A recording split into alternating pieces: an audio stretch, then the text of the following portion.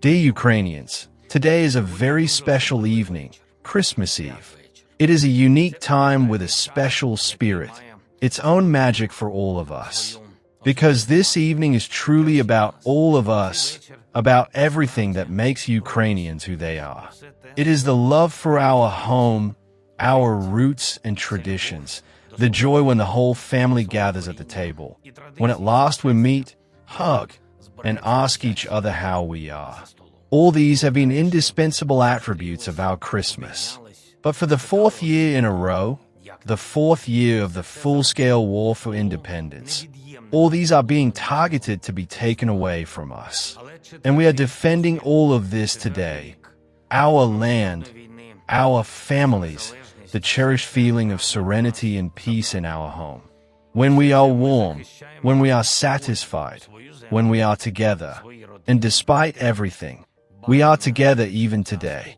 And this will be the case today, because it does not matter if it is at a distance or in person. Ukrainians are together, and no one can take this feeling from us.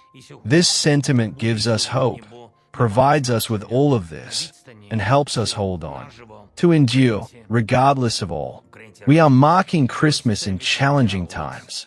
Unfortunately, not all of us are home this evening, and unfortunately, not everyone has a home, and not everyone, regrettably, is with us today. However, despite all the misfortunes brought by Russia, it cannot occupy or bomb the most vital things. This is our Ukrainian heart.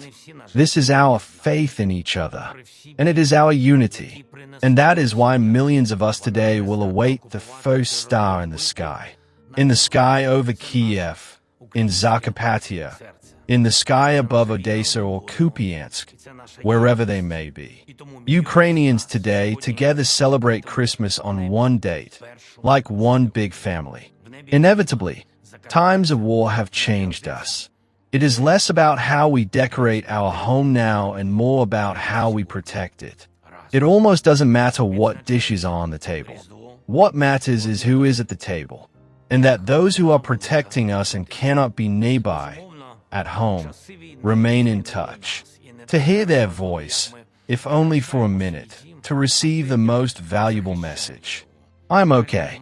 And joy comes not from bright illuminations, but simply from light. The light in our homes and within us. We are happy when we hear the music of Christmas, but even more when we do not hear the music of evil. Not hearing drones or missiles flying overhead. On Christmas Eve, Russians showed once again who they really are. Massive shelling, hundreds of drones, ballistic, daggers, it all was there. This is how the godless strike. This is how those without anything in common with Christianity and anything human act. But we hold on, we support each other, and today we pray for everyone on the front line, for their safe return home, for all those in captivity to return home, for all our fallen heroes who defended Ukraine at the cost of their lives, for everyone Russia has driven into occupation, forced to flee, those who struggle but have not lost Ukraine in themselves, hence Ukraine will never lose them. We stand shoulder to shoulder today. We will not be lost in the darkness. In person or in thoughts, we will greet each other. We will hug and warm one another. We will call our parents, kiss our children, hug our loved ones tightly. And, of course, remember all our own.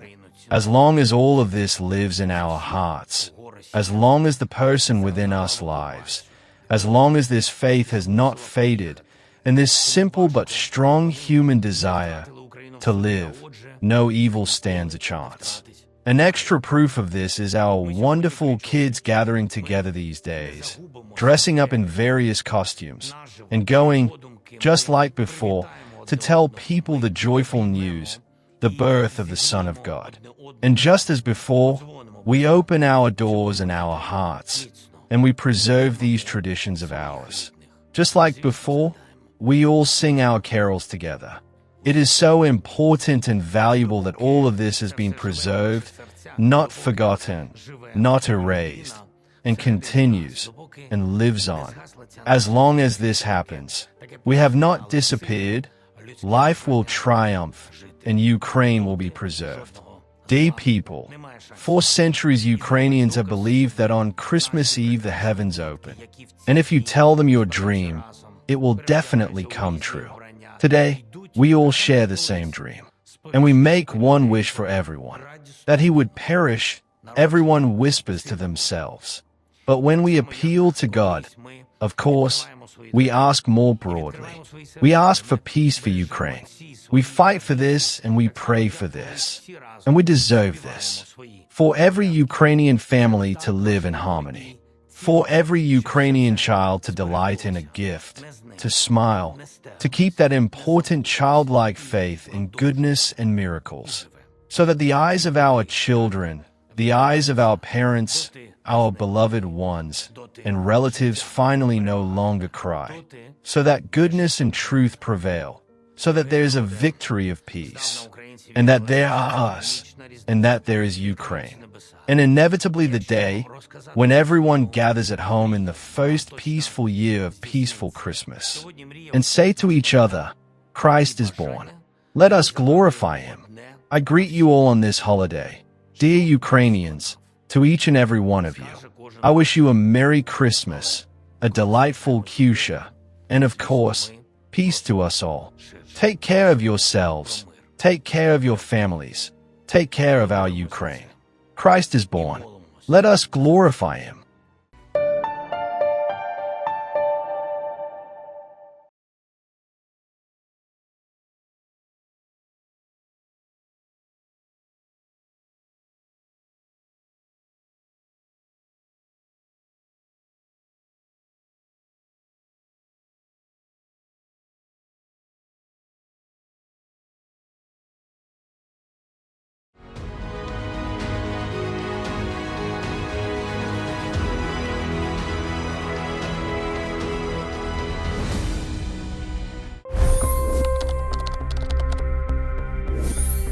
$25 crore गरीब गरीबी को परास्त करके बाहर निकले।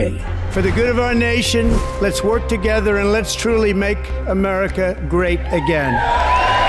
The fastest news breaks. Requested PM saying that look, you will have to speak to Putin and to Zelensky. The biggest news makers. The relationship with India is probably the most important bilateral relationship the U.S. will have for the rest of this century. The capital delivered quite an election result today. Expert analysis. The million-dollar question today is how to stop this dance of death. Ground reports. I'm standing at the crossroad of the Kumbh Mela. Behind me are more than 100 entry guards. Long-form interviews. Exclusionary politics is reflected in Manipur case as well. You don't bother because this is a small state. Deep dive into burning issues. It's often said DRC could be the richest country in the whole world. It's because of what sits underneath. Why exactly did the US topple the Sheikh Hasina government? HT videos. We don't just break news, we break it down.